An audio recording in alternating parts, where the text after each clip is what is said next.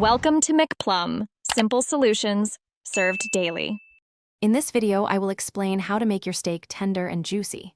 First, begin with a quality cut of meat, such as a ribeye or New York strip, which naturally offers good marbling for flavor and tenderness.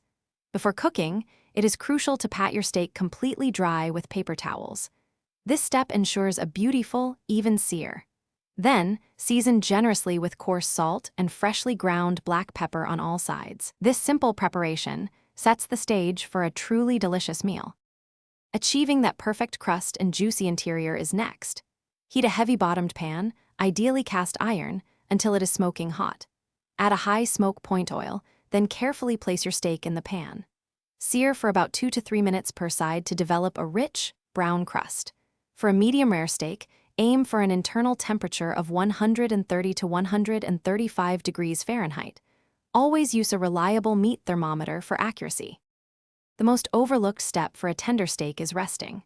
After cooking, transfer your steak to a cutting board and let it rest for at least 5 to 10 minutes.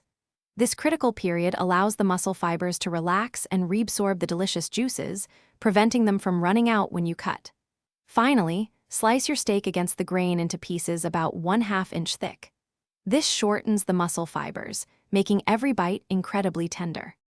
To further enhance tenderness, especially with leaner or tougher cuts, consider using a marinade.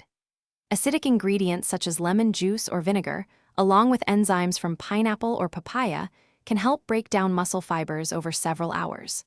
Alternatively, for a quick solution, a meat mallet can physically tenderize the steak by breaking down connective tissues. Remember, these methods work best when applied thoughtfully to complement your chosen cut of beef. Thanks for watching, stay juicy, and subscribe.